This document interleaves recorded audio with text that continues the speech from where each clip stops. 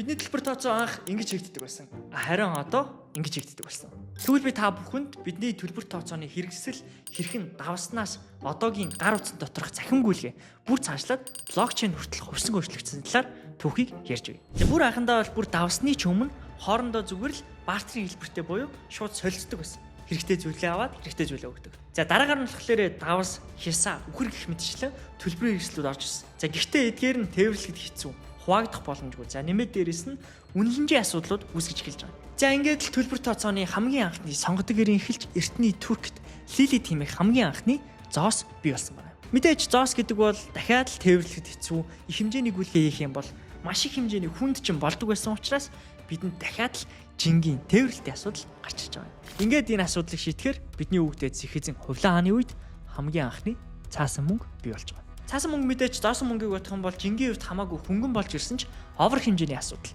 За нэмээд дээрэс нь хэмжээний гүйлгээнүүд дээр аюулгүй байдлын асуудал гарч иж байгаа юм. Ингээд их хэмжээний үйлгээг овер багтай байдлаар хийх боломжтой чек гэдэг гайхалтай бүтээгдэхүүн гарч ирсэн. За мэдээж ардаас нь бидний мэдих дебит болоод кредит картнууд. За картны хувьд бол 1950-аад оны үед Фрэнк ямар ингэн нэг ийм нэртэй нөхөр заяа. Бэлэн мөнгөө мартаж гараад дэлгүүрлээ яваад тэгээд боцсон байгаа. Ер нь бэлэн мөнгө шаардахгүйгээр гүйлгээ хийдэг юм хэрэгсэлтэй болъё л доо.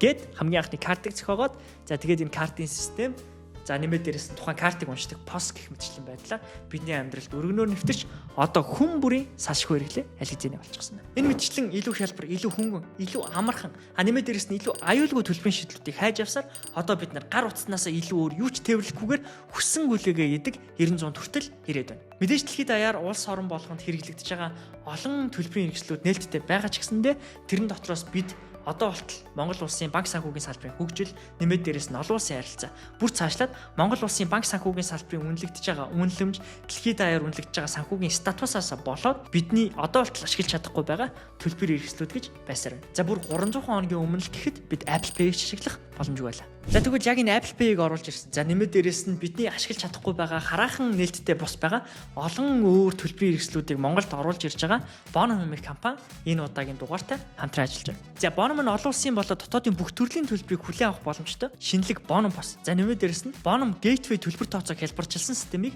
нэвтрүүлээд байгаа юм байна. За нэмээд дээрээс нь тэдний хувьд банк бүх санхүүгийн байгууллагуудтай хамтраад co-branding хийсэн олон улсын кредит картыг хүртэл гаргах нэмэлт үйлчилгээг санал болгож байгаа юм. Энэ тэгээд зүгээр нэг пост төлбөр тооцооны систем биш зэ. Таны бизнесийг тэлэхэд шаардлагатай технологийн хөгжүүлэлтүүдийг хамтарч хийх таны технологийн түнш гэсэн үг юм уу да. Жишээлх юм бол POS аваад POS-ын дотор менюг оруулах, аль эсвэл өөрийнхөө бизнесийн дотоод лоялти систем хөгжүүлэгч гэдэг юм уу те. Бусад өөр төлбөр тооцооны систем POS-нууд дээр боломжгүй тэр хөгжүүлэлтүүдийг бизнесийн үн цэнэ нэмэх боломжуудыг л технологиороо дамжуулж олгож байгаа гэсэн. За яагаад ингэж бардам хэлж чадаад байгаа вэ гэхээр тэдний хувьд MasterCard-ийн Монгол улс дахь албан ёсны гишүүн байгууллага болж чадсан. За тэгэж чулууг Apple Pay, Alipay, WeChat гэх мэтчлэн төлбөр тооцооны системүүдийг аль хэзээ Монголд оруулаад ирсэн байна. За бүр тун удахгүй PayPal эсвэл Google Pay-г ч оруулж ирж магадгүй байгаа гэж шүү. Та бүхэн маань Bonum-ын сошиал медиа сувгуудыг дагаад мэдээлэлтэй илүү ойрхон байгаарай.